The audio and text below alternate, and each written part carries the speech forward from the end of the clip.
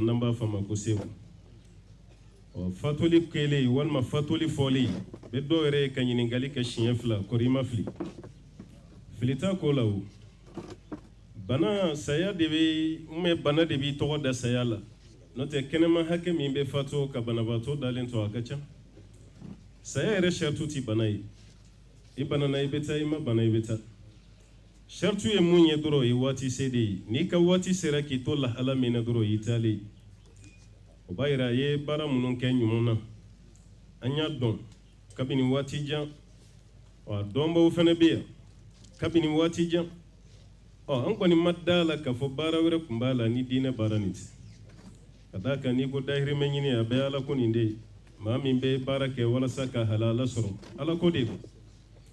o ala ko de fana y'an bɛɛ lajɛlen se yan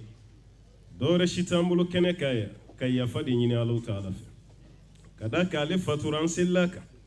tɔgɔ kɛra su de ye o de kama ale dalen kun don an kun jɔlen don a tɔgɔ ye su ye o de kama an y'a ye kɛsu kɔnɔ an bɛ sela ka waati min an y'a ye kɛsu kɔnɔ a bɛ mɔgɔw kun na k'a ye sira bila su bɛ ka na ale yɛrɛ ta ka kuma a bɛ bolo la a tila k'a ye kɛsu kɔnɔ jiginba ka kɛnɛ ye cogo min na dingɛ kɔnɔna na mɔgɔ ka laɲini tɛ nin ye o wa don o don aéroport bɛ tan de i bɛ taama ka don avion kɔnɔ mais i bɛna kɛsu de fɛ ale ta kɛra o ɲɔgɔnna de n'o tɛ a dontɔ la avion kɔnɔ mɔgɔ ma ladon o yɛrɛ de taamana yɛrɛ ye ka don avion kɔnɔ ka taga mɛ a sulama nana kɛsu kɔnɔna la o ye ka ala ka masaya de yira o tuma a kun kɛra bi ye ale kun bɛ taa a ma kɛ bi ye ale bɛ taa an kɛra cogo cogo kɔnɔ yan bisa o tuma na ka limaniya ɲini bɛɛ fɛ an ka limaniya a tila ka sabali fana ɲini bɛɛ fɛ an ka sabali an ka ko di ala ma abdulkadir mako bɛ fɛn min na bi o de ye ala ka yafa ma ni sarakati bɔli an tɛ kuma janya tuguni ka da ka fituru ka surun ni waati la maaw bɔyɔrɔ ka jan ni banni kɛra hakɛ dama dɔ de bɛ yen mun gulonnen don ɲɛnamaw ka u ka ɲɛsin banbaatɔ ma an y'an seko k'a la mɛ an ma ban dɛ ni balima silamɛ fatura k'a ko o ye wajibi de an yɛrɛ ko ko k'a bɔ jinɔgɔ la o ye k'a ko k'a sanuya o koli bɛ ɲini jɔn ka o ye silamɛ su de o tuma na an b'a ko minnu y'a ko an bɛ dugawu de kɛ ala ta'ala k'u sara hɛrɛ la k'i balima su k'a dɛmɛ a tɛ se ka foyi kɛ sen t'i kɔrɔta bolo t'i kɔrɔta k'o sanuya k'o jɛya maa mun fana y'o kɛ alhamdulillah foli b'o ye ala kɛra k'a di sabi sallallahu alaihi wasallam a ko ni maa min ye su ko ka tila ka sutura i ye fɛn min ye i m'a fɔ i y'i damina ala bɛ su ko la 40 de baraji di i kelen ma ka d'a kan maa caman tɛ sa suturali la o maa caman tɛ sabali o mais e ye su ko i ye fɛn min ye ɲuman fara juguman kan i sabalila i ma kun i ma fɛn fɔ su ko 40 o baraji o bɛ di i kelen ma i ka sutura ka ɲɛsin banbaatɔ ma o tuma na kora minnu y'a ko ala k'u sara hɛrɛ la a filanan ka tila k'a kasange silamɛya ye kasangeli kɛ cogo min fɔ o kɛra an balimakɛ la ala ka ciden yɛrɛ sallallahu alaihi wasallam kasɛrin kɛra fini 3 de la o fini 3 zɛrɛbu t'a la duloki t'a la fugulan t'a la jalamugu t'a la tafe 3 ka kelen sira la ka 2 meleke a la o kɔrɔ tɛ ko n'an ye zɛrɛbu don an ka suw la bi walima duloki an ye baasi kɛ dɛ ayi mɛ an b'an hakili to a hakɛ de la kasange la fɛn min ka ɲi o de ye wituru ye kasange ka kɛ fini 1 ye fini 3 fini 5 a kana kɛ jati dafalen ye a ka kɛ jati dafabali ye an b'a fɔ ma ko chiffre impair o de ye sunna ye kasange ko la o tuma na an balimakɛ kasangera silamɛya y'a fɔ cogo min o baaraw fana kɛbaa k'olu fo ka dugawu k'u ye a sabanan o de ye ka seli a kan an y'o seli kɛ yan maa caman sereyara o la kira k'a di sabe sallallahu alaihi wasallam ni maa 40 sɔrɔla ka seli su kan o maa 40 bɛɛ ye tawhiduma ye aw selila su min fɛnɛ ka ala kelemantiya jɔn riwaya dɔ la 70 riwaya dɔ la yɛrɛ 100 n'an y'a ta jati caman na n'o ye 100 ye maa min selila an balimakɛ ka maa ba yirika ko de don 100 ko kɔni tɛ an kɔni b'a jigi a kɛra cogo cogo ala ka jɔn ɲuman caman sɔrɔ an cɛ la minnu na hinɛ su nin na ka sababuya kɛ olu ka duwawu ye seli min bɛ kɛ su ka surunna doni de don an b'an jɔ a kunna an bɛ seli min kɛ a bɛɛ ye ala yafa ɲini ka ala yafa ɲini ala ka hinɛ ala ka yafa o tuma an selila an balimakɛ su kan i n'a fɔ silamɛya y'a fɔ cogo min a 4nan dɔw b'o kɛ laban ye ayi o ye 4nan de ye o de ye ka taa su don an ko so laban mais i b'a préciser dɛ so bɛɛ laban tɛ dɛ diɲɛ de so laban don mais kiyama so daminɛ de don o tuma n'an ko an taara bila ka camancɛ so la an ma fili o de ye barzaku ye mais n'an ko an y'a bila so laban kɔnɔ i b'a ɲɛfɔ ka d'a kan ko diɲɛ so laban parce que a tɛ wuli tuguni fo n'a kɛra kiyama kɛnɛ ye mais kiyama so daminɛ don o b'a yira ale bɛ barzaku de kɔnɔ a bɔra diɲɛ na mais a ma se kiyama n'i ye kaburu lajɛ sisan a kɛlen bɛ komi transit maa minnu bɛ voyager ka caya i donna turukisi kɔnɔ k'i bɛ taga new york turukisi tiri bila istanbul i bɛ to aéroport kɔnɔ i tɛ bɔ fɔlɔ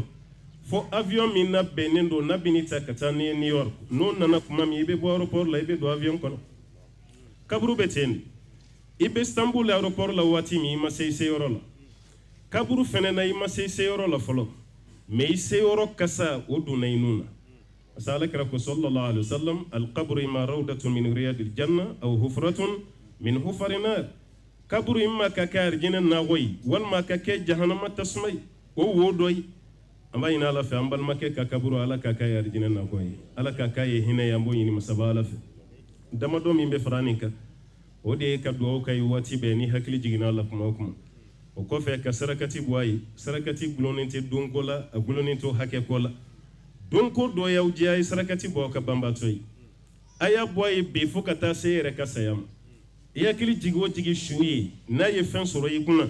o di dɛsɛbaatɔ dɔ ma i y'o lahinɛni min kɛ i ŋaniye ala n balimakɛ dalen bɛ kaburu kɔnɔ walima n fa n mɔkɛ n dɔgɔkɛ n kɔrɔkɛ se t'ale ye bi ka fɛn wɛrɛ kɛ mun bɛ dɔ fara a ka baraji kan ala n ye karisa la nisɔndiyali min kɛ ni nin ye o kɛ sababu ye ni tɔɔrɔ dɔ bɛ n balima kan i ka wuli ni nin saraka sababu ye walima ni tɔɔrɔ yɛrɛ t'a kan i ka nin fara a ka ɲuman kan a ye saraka bɔ aw balima ye o kɛra saga ye o kɛra misi ye o kɛra ba ye o kɛra fɛn fɛn ye a y'o fa a k'a di fantanw ma i ŋaniye la ala k'a lase banbaatɔ ma ni sumajalan de se b'i ye a di dɛsɛbaatɔw ma ni jisuma de se b'i ye a kɛ dɛsɛbaatɔw ye saraka min ka fisa su ma ni saraka bɛɛ ye an b'a fɔ min ma ko sarakatu jariya sarakati min tɛ tile kelen dumuni ye k'a kɔtigɛ i y'a bila a bɛ kɛ kudayi kudayi ye bɛɛ b'i nafa a la saadu ba fatolen a nana fɔ alakira ye sallallahu alaihi wasallam a ko alakira n ba fatora n'a kun kumana a kun bɛ n yamaruya n ka sarakati bɔ yala n bɛ se ka saraka bɔ a ye wa alakira ko awɔ sarakati bɔ a ye a ko kira i bɛ n yamaruya sarakati sugu jumɛn na kira ko saqiyuma a ko maa la min ji la saadu ye kɔlɔn de se yen ka bɛɛ bila bɛɛ ka ji t'a la jurufilen fɛn fɛn bɛ jigin kɔlɔn kɔnɔ o baraji ye ala k'o d'ale ba ma o tuma na an b'a ɲini balimaw fɛ a bɛ se ka sarakati jariya dɔ ɲini balimakɛ ye a kɛra fɔrɔzi ye a kɛra misiri ye a kɛra yirituru ye a kɛra yatimɛdenw na hinɛni ye a kɛra kalanso ye alhamdulillah a yɛrɛ ye dɔ kɛ dɛ a ye kuranɛ min ni a ye kitabu mun di a ye fɛn caman kɛ mun baraji a b'o sɔrɔ nka aw yɛrɛ fɛnɛ ka dɔ fara a kan an b'a ɲini ala fɛ sarakati min bɛ bɔ ala ta'ala k'o las'a ma ala ka hɛrɛ caman k'an na ye an tɛna mɔgɔ minɛ ka mɛn tuguni nin ye bila ye kuma na bɛɛ lajɛlen ka dugawu kɛ an ka cɛkɔrɔba ye a n'an kɔrɔkɛ ye n'o ye abdulkadiri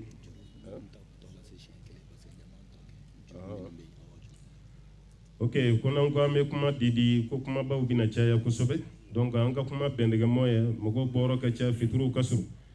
fɛn fɛn bɛ fɛ ka kuma ko bɛɛ ka yafa ma ala kama bɛɛ tɛ se ka kuma dɛ a bɛ waati lajɛ fitiri ka surun sisan kosɛbɛ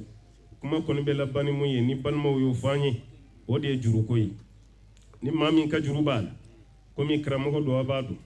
nka cɛkɔrɔba yɛrɛ ka librairie min filɛ nin sugu b'a la an kɔni an tɛ tariku dɔn Sheikh Mamadou Kuma de b'o dɔn kosɛbɛ an kɔni ma da la ni librairie bɛ yen mun ka kɔrɔ n'a ye an kɔni ma da la ni librairie wɛrɛ bɛ sɔrɔ Bamakɔ mun ka kɔrɔ n'a ye fo ni Mamadou Kuma y'o fɔ an ye an kɔni ka jate la an t'a dɔn librairie min mɛnna kosɛbɛ o tuma na ni maa min ka juru b'a la ko balimaw bɛ yan dɛ dɔgɔkɛ sigilen filɛ n'o ye Sheikh Ibrahim ani balima tɔw camanba bɛ yan a bɛ se o ma a b'a fɔ o tuma na o b'a aw dɛmɛ juru nin bɛ se ka sɔrɔ cogo minnu na an tɛ mɔgɔ minɛ ka mɛn an bɛ yafa ɲini bɛɛ fɛ ka yafa bɛɛ lajɛlen ma an karamɔgɔ minnu bɛ kɛnɛ kan yan cɛkɔrɔba minnu bɛ kɛnɛ kan yan caman na bɛnnen don k'u bɛna kuma dɔw yɛrɛ kun y'u ta fɔ an ye mais an b'a f'u ye u ka sabali fitiri ka surun dɔw bɛ bɔ fo ba kɔfɛla la hali ni baara tɛ yen bi Bamakɔ embouteillage bɛɛ b'a kalama an ka kuma ni an ka sonsoro yan an bɛɛ ka jɛ ka dugawu kɛ banbatɔ ala ka yafa ma ala ka dayɔrɔ nɛɛma ala ka fara jɔnɲumanw kan ala ka hɛrɛ k'a ye ala ka hɛrɛ k'a ye ala kana du barika t'a fɛ ala kana du barika t'a fɛ aye nyuma munun ke Allah taala kolo minai ay juguma munun ke Allah ka yafa maula Allah ka yafa maula ambe kala nyini muyi no yarjine Allah ko dam ambe be sira munye no itasuma ya Allah kan bele jelen kishi kabam afene tara ka dimunun to Allah taala ka dinunun te ma alifena chagoroba ka du tasuma mafawade no alaji isa ngoy bay anaye baroke kusobe ayara jo dambe aya kanu wajuru kela ka dugaro je dambe la ni chagoroba ne mi wele spécialement ikele na kele aka biro kono nan hala tamana chugo mina sena kata hijila ya baru be fangi amba bela jelen kalam ona fara ko denyi seguyi o de Ibrahim o de dogoni to ye alhamdulillah ti baran de were munun be bo lu fene ko amba yini ala fe hal sala ko lu fene ke dem bayani tabai ani dinani taba wa sallallahu wa sallim wa barik ala abdika wa nabiyyika muhammadin wa ala alihi wa man tabi'ahu bi ihsan ila yawmiddin اللهم اغفر له وارحمه واكرم نزله ووسع مدخله ونقه من الذنوب والخطايا كما ينقى الثوب الأبيض من الدنس برحمتك يا أرحم الراحمين اللهم ربنا لا تدع لنا في مجلسنا هذا ذنبا إلا غفرته ولا هما إلا فرجته ولا كربا إلا نفسته ولا دينا إلا قضيته ولا مريدا إلا شفيته ولا مريدا إلا شفيته ولا ميتا إلا رحمته ولا ميتا إلا رحمته برحمتك يا أرحم الراحمين اللهم صل وسلم وبارك على عبدك ونبيك محمد وعلى آله ومن تبعه بإحسان إلى يوم الدين سبحان ربك رب العزة عما يصفون والسلام على المرسلين والحمد لله رب العالمين كويا فكر بلا جلم فنكايا والسلام عليكم ورحمة الله وبركاته